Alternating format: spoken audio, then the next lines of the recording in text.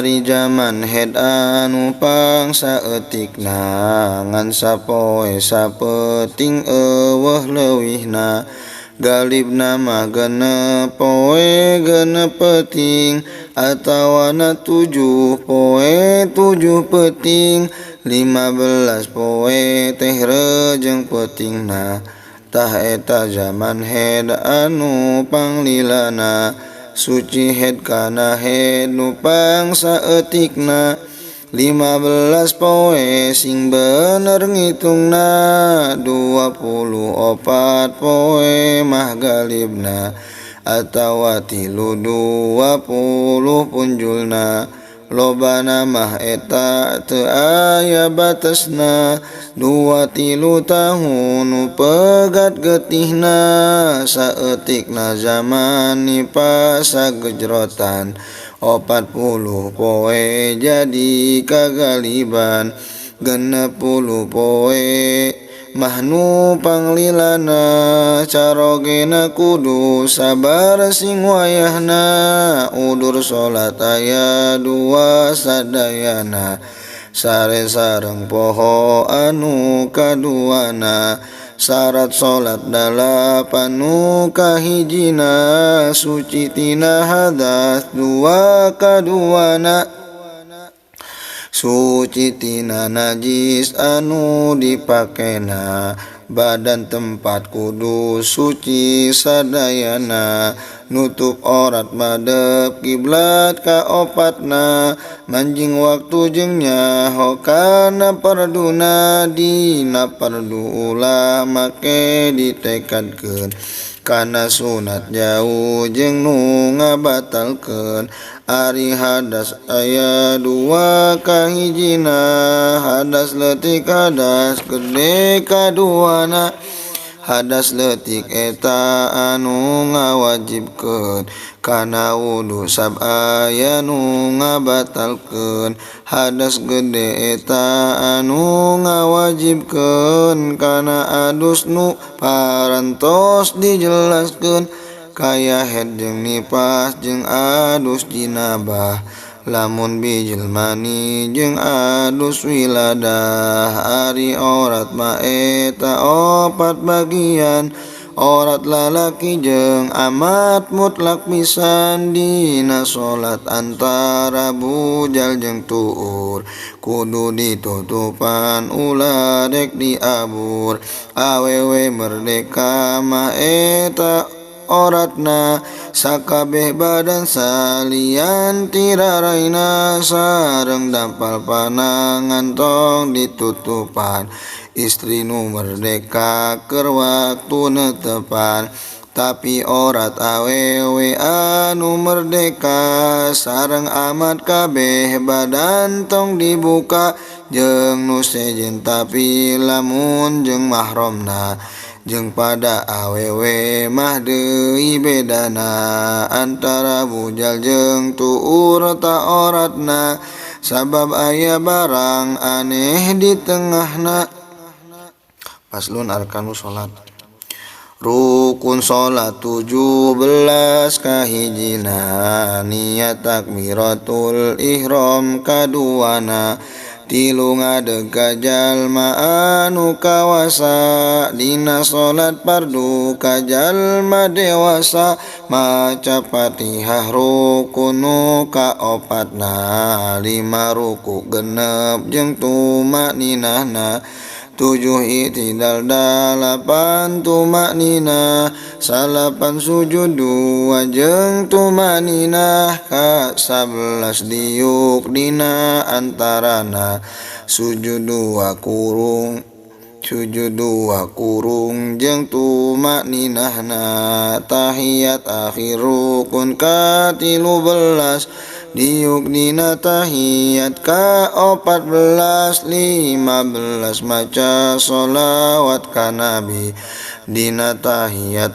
akhir ka derek lali awe salam rukun ka 16 na 17 tartib marelekeunana. Paslun an niyatu salasu darajat Dina niat aya 3 darajatna ngitung-ngitung kumaha dina salatna lamun salat fardu 3 ulah salah qasdul fi'li ta'in jeung neja fardiyah lamun salat sunat nutang tu waktuna qobliyah ba'diyah jeung aya sababna qasdul fi'li eta nu jadi wajibna rejeng ta'yin eta anu kaduana lamun salat sunat mutlak mah wajibna qasdul fi'li wungkul teu aya leuwihna ngaran fi'li usolli nu diucapkeun ngaran ta'yin duhur asar ditangtukeun ari ngaran fardiyah nu diucapkeun ku jalma nu salat fardhon ditarikeun kudu ka kuping ku awakna sorangan mun teu torek atawa eueuh gangguan. Faslun surutu takbiratul ihrami sittata asyara. Dina takbiratul ihram teh syaratna 16 ari anu kahijina tingkah ngadegna parduni bakeunana kudu basa Arab ulah saliyana lapat Allah jeung akbar nu dibacana tartib antara dua lapat ngucapna hamzah lapat Allah ulah dipanjangkeun bakna lapat akbar kudu dipondokkeun rejeng bakna ulah arek ditasdidan jeung ku wau ulah arek ditambahan wau pae atawa diharokatan antara dua kalimah ulah pisan ulah aya wau memeh lapat Allah ulah eureun antara dua kalimah eureun anu sakedeung atawa lila antara lapat Allah jeung akbar tea jeung kudu kadenge ku awak sorangan sakabeh harap lamun eueuh gangguan jeung kudu manjing waktu nibakeunana lamun anu di waktu-waktu salatna jeung kudu madep kiblat jeung kudu madep kiblat jeung kudu madep kiblat nibakeunana dina salat fardu muntaya akhirna ulah aya anu ngarobah hurufna kana huruf takbir ngarusak maknana takbir makmum eta kudu manderikeun takbiratul ihram imam pek heulakeun. Faslun surutul Fatihati. Syarat Fatihah 10 kahijina tartib tuluy-tuluy ngaraksa hurufna rejeng kudu ngaraksa kana tasdidna ulah eureun lila nu eueuh maksudna genep eureun sakedeung maksud mekatkeun kana bacaan sanajan dituluykeun ayat Fatihah dibaca sadayana lapat bismillah ayat nu sawarehna ulah aya anu ngaruksak harapna ruksak anu matak ngarobah maknana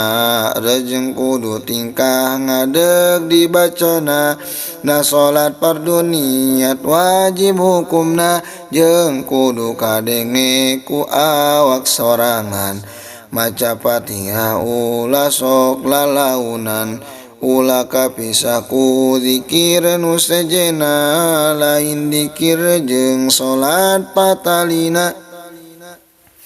Faslun tasdidatul Fatihati wallahu a'lamu bishawab.